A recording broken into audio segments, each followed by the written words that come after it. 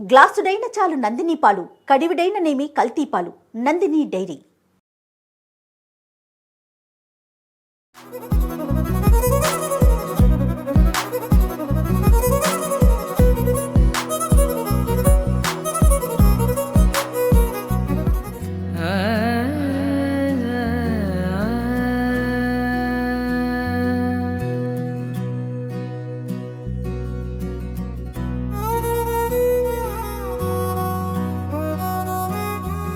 నమస్తే రమగారు. నమస్తే జయ.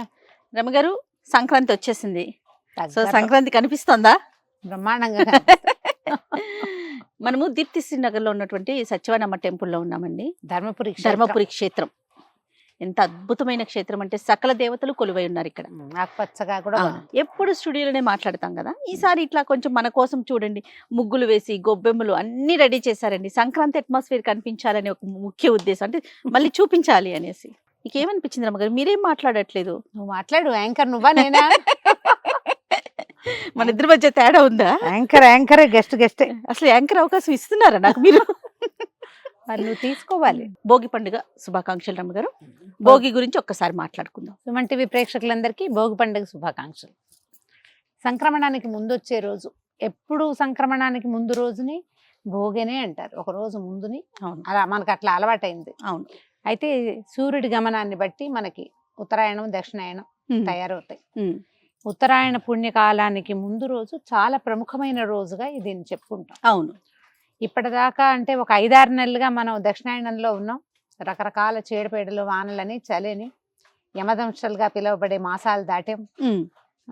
చలికాలపు ఎఫెక్ట్ దాటి ఎండాకాలపు నడకలోకి వెళ్ళబోయే ముందు రోజు మనకి జనవరి 1 పండగలాగా చేసుకుని ప్రపంచం అంతా హడావిడిగా అలిపోయింది. అవును, ఊగిపోయినా కూడా ఏ తేడా రాదు ముందు రోజుకి వెనక రోజుకి. ఇవాళ ఒక్క రోజులో ఎంత తేడా వచ్చేస్తుందో. వాతావరణం మారిపోతుంది, సూర్యకాంతి పెరుగుతుంది, అటు ఇటు మారుతుంది, ఒకేసారి నడక మారిపోతుంది. అవునండి, ఎంత చేంజ్ వచ్చేస్తుంది ఒక్క రోజుకి. పండగ మర్నాడు వచ్చేసరికల్లా మళ్ళీ పూర్తిగా మారిపోతుంది. అంత మార్పులకి కారణమైన ఈ రోజుని మనం భోగిని ప్రత్యేకంగా చేసుకుంటాం. అంటే ఇప్పుడు కొంచెం సీజన్స్ అటు ఇటు అవటం వల్ల మనం కాస్త ఈ పంటల కాలాలు అవి తెలియటం లేదు, కానీ పూర్వం కనీసం కొంతకాలం క్రితం అయితే సరిగ్గా పంటలు ఇంటికి వచ్చే రోజులు, హరిదాసులు వచ్చే కాలము. పైగా మనం ఏం చేస్తామంటే ఈ ధను సంక్రమణ నుంచి ఈ నెల రోజులు నెలగంట పెట్టుకుని ముగ్గులు వేసుకుంటాము. అవును. తర్వాత ఏమో ఈ ధాన్యం మెల్లిగా ఒక్కొక్కటి ఇల్లు చేరటం మొదలు పెట్టింది. దాన ప్రక్రియ ఒకటి శ్రీకారం చుడతాము. తర్వాత ఇప్పుడు చలి బాగా పెరగటం, ఈ మంచు కాలం అవటంతో రకరకాల దానాలు, మన కంబళ్ళని లేకపోతే నువ్వులని, తర్వాత ఇంటికి వచ్చిన ధాన్యం, కొత్త ధాన్యాన్ని దానం చేయటం, హరిదాసులు రావడం, గంగిరెద్దులు రావడం, పూర్తిగా అంతా దాన ప్రక్రియే నడుస్తూ ఉంటుంది. అవును. ఈ దాన ప్రక్రియ పూర్తిగా అసలే పెద్ద దానం చేయవలసింది సంక్రమణం రోజున. మకర సంక్రమణం రోజున మనం ఏం చేస్తాం, పితరులకి కూడా తర్పణాలు విడుస్తాం, పెద్దలకు పెట్టుకుంటారు. తర్పణం విడవడం రాని వాళ్ళు కూడా ఈ రోజున 2 ఆకులు వేసి వాళ్ళ తాత తండ్రుల పేర్లతోటి భోజనం పెట్టడం అనేది ముఖ్యమైన విధిగా కనపడుతుంది. దానికి ఆద్యమైన ఈ భోగి పండుగ రోజున మనం భోగి మంటలు వేయటం ఏం లేదు. చలికాలానికి వీడ్కోలు చెప్తున్నాం, ఎండాకాలానికి స్వాగతం చెప్తున్నాం. దానికోసం అని ఇళ్లల్లో ఉన్న పాత వస్తువులు వేయడం అనేది ఒక ఇదిగా కనపడుతుంది, కానీ మన సిద్ధాంతం అయితే అది కాదు. మనం ఏం చేస్తామంటే వాకిళ్ళు శుభ్రంగా తుడిచి దాన్ని చక్కగా ముగ్గేసి ఒక పవిత్రమైన మంట కిందే భోగి మంటను పెట్టుకుంటాం. అవును. కొన్ని ప్రాంతాల్లో అయితే భోగి మంటల దగ్గరికి వెళ్ళేటప్పుడు స్నానం చేసి వెళ్ళాలి. మా దగ్గర లేదు జయ ఆ విధి. మేము వేసాకే మనం స్నానాలు పోసుకుంటాము, కానీ అట్లా కాదు. తలంటి పోసుకుని భోగి మంట దగ్గరికి వెళ్ళింది మన ఉత్తరాంధ్రంతా అట్లాగే చేస్తారు. అవునండి, తలంటి పోసుకోవాలి, అట్లా వెళ్ళకూడదు. పాచిమొహాలతో మంట దగ్గరికి వెళ్ళటం తప్పు. ఈ అగ్నిని ఏ మంట అయితే భోగి మంట వెలిగిస్తామో దీనిని అగ్నిహోత్రం లాగా భావిస్తారు. అందుకని తప్పకుండా తలస్నానాలు చేసేసి తెల్లవారుజామున 3ంటికి స్నానం చేయటం, 4:30కి భోగి మంట వేయటం. ఈ భోగి మంటలో మనం ఈ నెల రోజులు పెట్టిన తాలూకు గొబ్బిళ్ళ తాలూకు పిడకల్ని చక్కగా చిన్న చిన్న దండలుగా కూర్చి అవి కూడా వేస్తాం. ఇదంతా ఏంటంటే వాతావరణాన్ని క్లీన్ చేయడానికి ఒక ప్రక్రియ లాగా కనపడుతుంది. అది ఈ ఎప్పుడైనా సరే ఒక మంట వెలిగించామంటే పొగ ఎక్కడికి వెళ్తుంది, మంట ఇక్కడ ఉంటుంది, పొగ పైకే కదా వెళ్ళేది, వాతావరణంలో కలిసిపోతుంది కదా.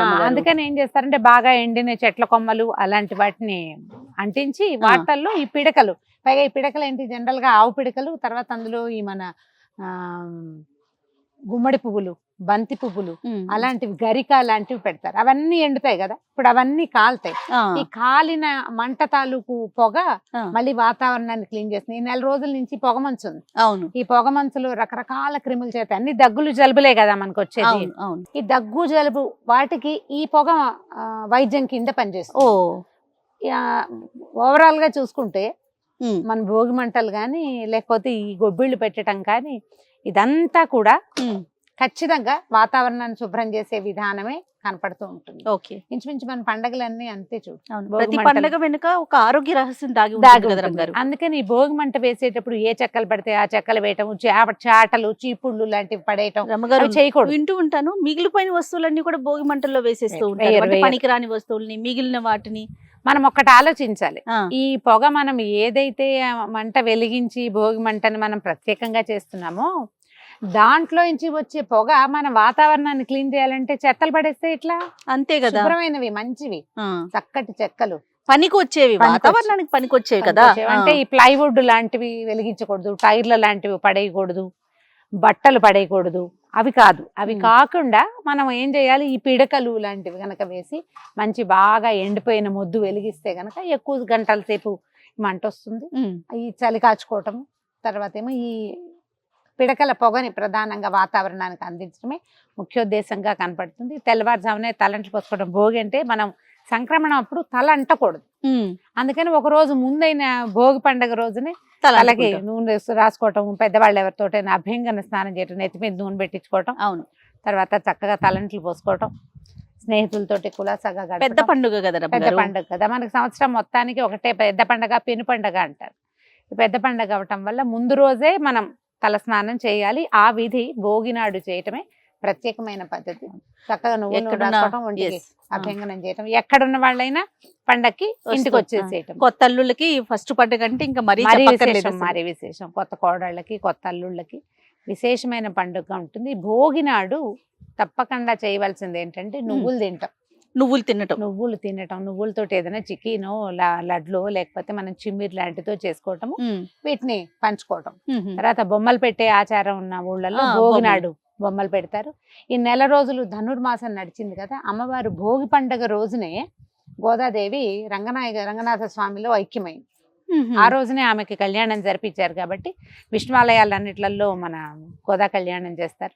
అవకాశం ఉన్న వాళ్ళు దేవాలయానికి వెళ్ళటం, చక్కగా గోదా కళ్యాణాన్ని కళ్ళారా చూసి అంతే ఆమె ఎట్లా భగవంతుడిలో ఐక్యమైందో అది కూడా తెలుసుకుని చక్కగా తీర్థం ప్రసాదం స్వీకరించడం, చుట్టాలు పక్కాలందరినీ పిలుచుకోవటం, స్వీట్లు, లడ్డూలు లాంటివి, అరిసెలు లాంటివి తయారు చేసుకోవటం, కలిసి జరుపుకునే పండుగ. అందుకని ఏం చేస్తామంటే ఏదో మన ఇంట్లో మనం కాకుండా కొంచెం ఫ్రెండ్స్ ని, అవును, వాళ్ళని వీళ్ళని పిలుచుకుని సరదాగా జరుపుకునే పండుగ కదా. అందరం కలిసి కుటుంబం అంతా కలిసి జరుపుకునే పండుగగా భోగి పండుగని ముందుకు తీసుకెళ్దాం.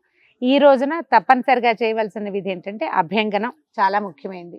పెద్దవాళ్ళు ఉంటే వాళ్ళతోటి తలకు నూనె పెట్టించుకోవటం, లేకపోతే ఇక మనమే ఇంట్లో ఎవరు పెద్దవారు ఉంటే వారితో, అంతే కదా రమ్మగారు. అంతే, రైట్ రమ్మగారు.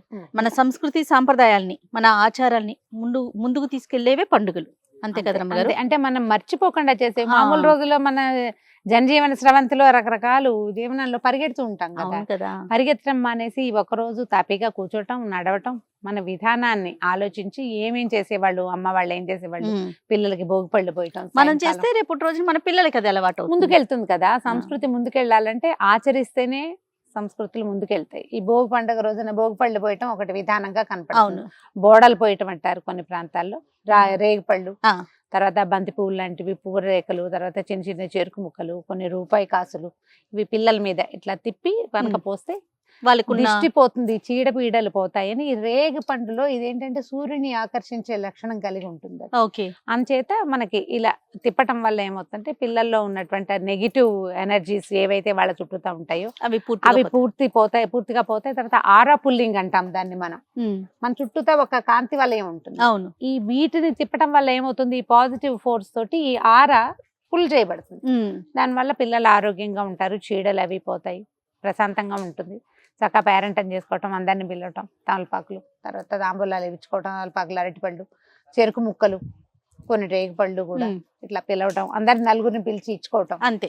దీనివల్ల ఏంటంటే ఈ రోజున భోగి రోజున మనకు కొన్ని చోట్ల అయితే పసుపు కుంకాలు, ఖర్జూర పళ్ళు అట్లా పళ్ళు అవి కూడా ముత్తైదువులకి ఇచ్చే ఆచారం కనపడుతుంది. ఓ బ్రాహ్మణులకి దానం చేసే ప్రక్రియ కనపడుతుంది. ఆహా. మన ప్రాంతాల్లో ఏది ఉంటే ఆ విధిని Yes. తప్పకుండా ఈ ఆచారాన్ని రోజున మాత్రం ఫాలో అవ్వాలి. ఫాలో అవ్వండి. దీన్ని మానేయకండి కనీసం. అది. ఎంత కుదిరితే అంత చేయటం. రైట్ మనమే అమ్మగారు. ఉన్నాం, కనీసం తలంటి పోసుకోవచ్చు కదా. కనీసం తలంటి పోసుకోవచ్చు. పెద్దగా పేరెంట్ పిలవడానికి ఎవరు లేకపోతే, చుట్టుపక్కల ఎవరు లేరు అనుకో, ఆ. మనమే బొగ్గుపళ్ళు పోసుకుంటాం పిల్లల అంతే. మీద. అదైనా చేయొచ్చు. కొంచెం 9 సంవత్సరాల లోపల పిల్లలకి భోగిపళ్ళు. బొగ్గుపళ్ళు పోసుకోవచ్చు. పేరెంట్ అలాగా చేయగలిగితే ఇక మరీ మంచిది. మనకు ఓపిక ఉండి చేయగలిగితే. ఊళ్ళలో ఆచారాలు బాగా నడుస్తాయి జయ. ఈ పండుగలకు మాత్రం ఖచ్చితంగా ఫాలో అవుతూ ఉంటారు. ఏ పద్ధతి అయితే ఉంటుందో అది మాక్సిమం కనిపిస్తుంది. అవును. మనం కూడా సిటీలో ఉన్నా కూడా రమగారు ఇప్పుడు చేయొచ్చు. పెద్ద పెద్ద అపార్ట్మెంట్స్ లో కూడా చక్కగా అందరూ కలిసి చేసుకునే సంస్కృతిలోకి వచ్చామండి. అది మనము కనీసం టీవీలో చూసేనే నేర్చుకుంటాం. నేర్చుకుంటున్నాం.